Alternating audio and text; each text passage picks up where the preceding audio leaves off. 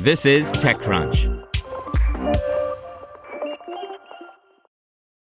After delivering astronauts to ISS, SpaceX's Falcon 9 has been grounded after the third anomaly in as many months. I'm Imran Sheikh, and get ready because it's time for your Daily Crunch for Tuesday, starting with 3 big headlines. Snapchat is quietly rolling out a new Footsteps feature to all iOS users this week, the company confirmed to TechCrunch on Monday.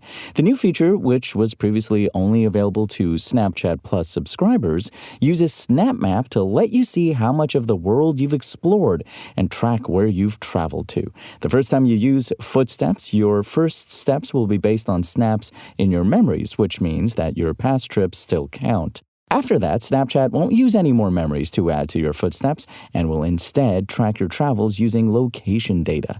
Snapchat can only populate your footsteps if you don't have ghost mode on, which is a setting that prevents Snapchat from showing your location to your friends. The new feature comes as Snapchat continues to compete with Instagram and TikTok.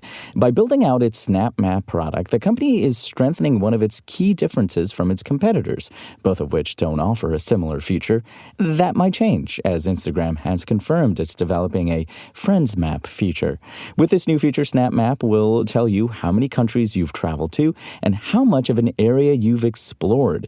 The feature is somewhat similar to Google Maps' timeline feature that tracks trips you've taken and places you've been based on your location history. A spokesperson for Snap told TechCrunch that the company plans to roll out the feature to Android users soon.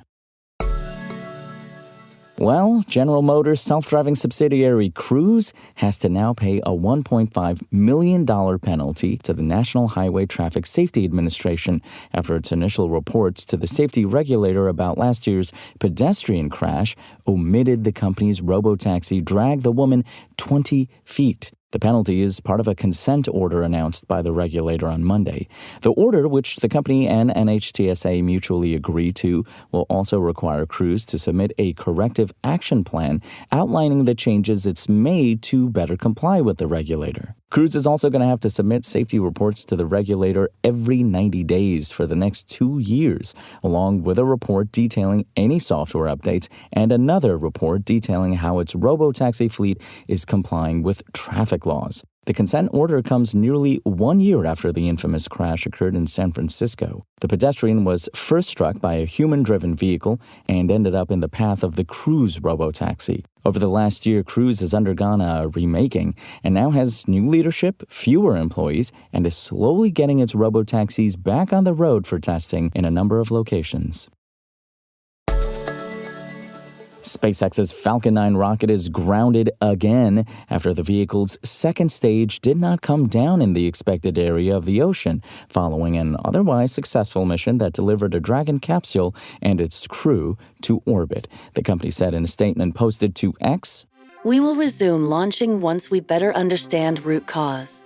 The Crew 9 mission launched on Saturday. While the most important part of the mission was carried out without a hitch, the issue that occurred during the second stage's deorbit burn marks the third time in as many months that the Falcon 9 has experienced an anomaly. Now, the deorbit burn is a precisely targeted firing of the stage's single Merlin vacuum engine to ensure any debris from re-entry lands in a specific zone in the ocean. And the other two issues, well, they appeared in July and August. In the first instance, on July 11th, a liquid oxygen leak sprung up in the insulation surrounding the second stage's engine during a routine Starlink launch, which led to the loss of the 20 satellites on board. Later on August 28th, the booster came down hot in its attempt to land on a SpaceX landing drone ship and was destroyed on impact. These have not grounded the Falcon 9 for long. After the issue with the liquid oxygen leak in July, SpaceX resumed flying the rocket after just 2 weeks.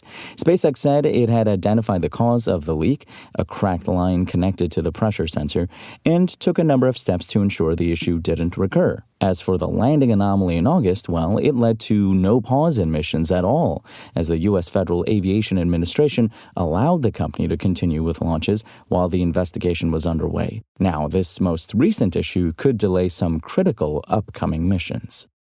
Now let's kick it over to producer Dennis with today's startup news in about 1 minute. Thank you, Imran, and we begin with Ello, the AI reading companion that aims to support kids struggling to read, launched a new product on Monday that allows kids to participate in the story creation process. Called Storytime, the new AI-powered feature helps kids generate personalized stories by picking from a selection of settings, characters, and plots. For instance, a story about a hamster named Greg who performed in a talent show in outer space. Kids can select from dozens of prompts, resulting in thousands of combinations.